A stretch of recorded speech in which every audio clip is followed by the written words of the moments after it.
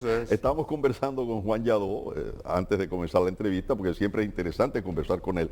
Es una persona que tiene acopio de muchas informaciones. Es economista, eh, es consultor sobre turismo, es un especialista en materia turística, escribe para la prensa sobre estos temas, aunque últimamente ha estado derivando mucho, como yo lo sigo y me envía sus escritos, tocando también los temas cotidianos, ¿no? Como es economista, pues de economía, políticas públicas, hasta del amor ha escrito sobre el tema de las parejas. Pero esta vez lo hemos invitado para tocar pinceladas diversas, pero fundamentado en el turismo, que es nuestro sector vital, fundamental de la economía, principal, que obviamente ha sido sostén de la economía en los últimos tiempos y el tema de la pandemia y todo, ha ido resurgiendo, pero siempre aparecen nubarrones en el camino, como actualmente la invasión de Rusia a Ucrania y su impacto en todo esto con las medidas de restricciones económicas a Rusia, todo como esto se ha creado el panorama, cómo ha afectado toda la economía global y al turismo.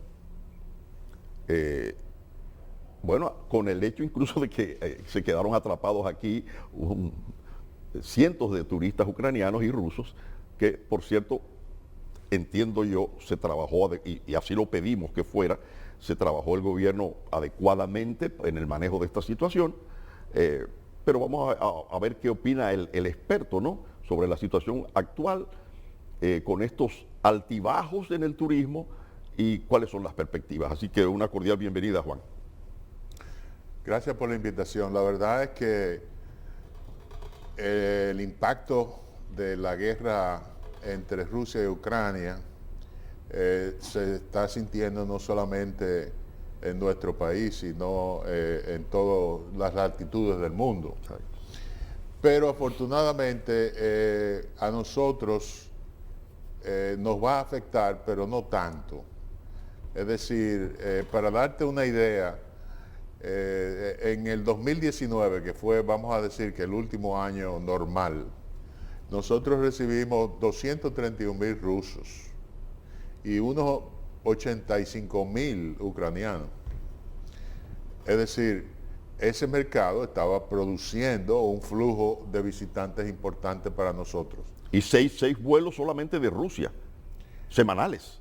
En estos últimos meses sí ha habido una avalancha de vuelos desde Rusia. Inclusive habían 2 vuelos desde ciudades de Siberia, vuelos que tomaban 14 horas y media para llegar aquí. Increíble. En cierta medida, ese favoritismo del mercado ruso por República Dominicana tiene que ver con los precios. Para un ruso vacacionar en su país de origen es mucho más caro que vacacionar aquí, especialmente cuando compra un paquete de todo incluido. Y eso auguraba, los rusos han estado viniendo al país desde hace más de 10 años, sí, en realidad. Primero poquitos y eso fue creciendo. Sí, fue creciendo y tú veías las grandes vallas publicitarias en ruso, en bávaro, frecuentemente. El punto es que para esta última temporada de invierno, el mercado ruso estaba mostrando un vigor extraordinario y muy prometedor. Por ejemplo, en diciembre se recibieron más de 52,000 rusos.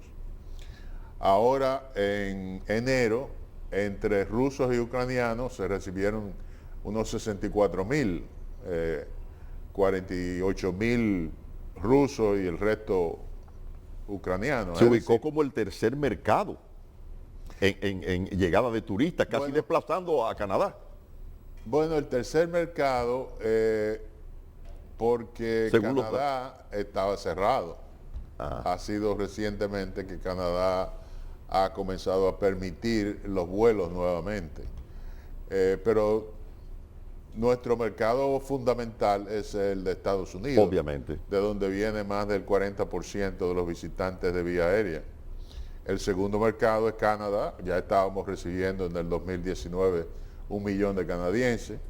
Y ahora, en vista de las restricciones de viaje, especialmente en el caso del Canadá, Colombia y Rusia se estaban destacando como grandes aportadores de visitantes. Estamos hablando de los últimos meses, porque en realidad la recuperación del flujo ha tenido lugar en los últimos 4 o 5 meses. Anteriormente había estado recuperándose, pero muy lentamente. La recuperación del flujo se debe fundamentalmente al hecho de que en Estados Unidos ya el 65% de la población está doblemente vacunada. Es decir, están casi llegando a la inmunidad de rebaño. Eso crea una confianza en gente que ha estado ansiosa de viajar para vacacionar. Y de ahí a eso se debe que haya habido ese vuelco de visitantes en los últimos 3 meses hacia República Dominicana. Recibimos más de 700,000 visitantes de vía aérea en el mes de diciembre pasado, sí. Un récord histórico. Un récord histórico. Pero el factor fundamental no es tanto lo que haya hecho el gobierno o no haya hecho, que dicho sea de paso, me parece que ha gestionado bien la recuperación tanto económica como turística, sino que el mercado ha recuperado la confianza y ha habido lo que en inglés le llaman un pent-up demand, es decir, una demanda contenida por los viajes. Hay que poner ahí también el gran esfuerzo del sector privado, bancos, empresarios turísticos, que junto a las políticas del gobierno han hecho un magnífico trabajo. Ciertamente, tenemos que recordar que el 90% de las habitaciones hoteleras que ofrece el país es de propiedad extranjera. Exacto. Y en su gran mayoría son habitaciones que pertenecen a grandes cadenas internacionales, mayormente de origen español. Tienen una maquinaria de mercadeo muy vigorosa, que no solamente impactan a los mercados de Sudamérica y de Estados Unidos, sino también a toda Europa. Así es. Ellos han naturalmente que respondido al reto que ha significado la pandemia y han respondido bien. Juan, tú siempre has advertido, ¿verdad?, los puntos que pueden afectar a nuestro turismo y sugieres cómo corregirlos, haces siempre recomendaciones. Y veo cómo anda el mundo de hoy los altibajos. Íbamos muy bien con el turismo, de repente estalla el conflicto ruso-Ucrania que involucra a Estados Unidos y los aliados, en fin. Y cómo impacta la economía cuando vamos en recuperación. Pero fíjate cómo hay un reconocimiento al aeropuerto de Punta Cana como el más importante de toda el área, o cómo encalla un barco que va a ingresar a Puerto Plata. Siempre hay como elementos que hay que ver. Mirando todo esto, ¿cómo tú planteas la recuperación del turismo y qué va a pasar este año? Sí. Perdóname, tú ves el tema, hablaste sobre el tema haitiano, que ahora mismo se bajó un poco el tema de la violencia, pero está ahí. Sí. Y eso puede afectar el turismo dominicano. Escribiste un artículo sobre eso. Sí, puede afectar. Bueno, en términos generales, nosotros estamos disfrutando de las bondades de una industria en pleno crecimiento. Exacto. Ahora mismo. Pero tenemos que tener muy en cuenta que es un sector sumamente volátil.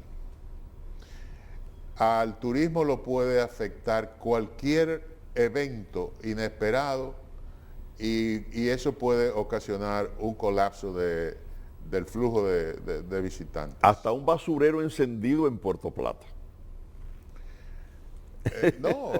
Afortunadamente nosotros nunca hemos tenido ningún acto terrorista, por ejemplo. Actualmente. No, yo hablo del basurero encendido una vez que iba a entrar un transatlántico, un barco de esto, y uno de esos basureros al aire libre se prendió y lo que vieron fue un incendio, una humareda, y como que eso detuvo el barco. O sea que hasta eso afecta el turismo. Sí. Somos afortunados de que no estamos teniendo, por ejemplo, la ola de violencia que está teniendo Cancún. La paz social y la paz política han sido dos activos fundamentales para lo que estamos teniendo. Fundamentales, ciertamente. Y yo creo que nuestro país no está suficientemente consciente de eso todavía, de que tenemos una industria que es sumamente frágil. Estamos teniendo un gran auge de inversiones, un gran auge, una recuperación vigorosa de los flujos de visitantes, pero tenemos que estar sumamente conscientes de eso, de que cualquier evento inesperado, como fue por ejemplo en el 2019, los problemas de algunas muertes que sucedieron en algunos de los hoteles, que se le achacaron a negligencia de los hoteleros o negligencia de las autoridades, y no fue así. Y estar pendiente de que tenemos competidores que son capaces de cualquier cosa frente al crecimiento del turismo dominicano. Ciertamente. Sin embargo, nosotros estamos en una excelente posición actualmente para seguir captando inversiones. Dicho sea de paso, República Dominicana es líder en captación de inversión extranjera en el Caribe y Centroamérica. Y habíamos estado, previo a la pandemia, teniendo un crecimiento en inversiones que a mí mismo me asombraba. No había, cada mes se inauguraba un nuevo hotel, se anunciaba un nuevo proyecto, y de repente vino la pandemia y colapsó todo eso. Pero nuevamente, con la recuperación de los flujos, la confianza no solamente de los viajeros, sino también de los inversores, Sí. está regresando. Bueno, últimamente se han abierto nuevas inversiones en la parte turística. El presidente acaba de inaugurar una línea bandera Una línea de bajo aérea, costo, una línea aérea. Arajet, sí, exactamente. ¿Tú ves esa parte de aeropuertos, líneas aéreas? ¿Cómo lo ves? Nosotros tenemos una excelente conectividad. Exacto. La conectividad aérea, que es fundamental, es muy vigorosa. Tenemos, por ejemplo, el aeropuerto de Punta Cana, antes de la pandemia, recibía 500 vuelos semanales. En esta última semana pasada recibió 482. Va a Es decir, que ya estamos recuperando los niveles anteriores.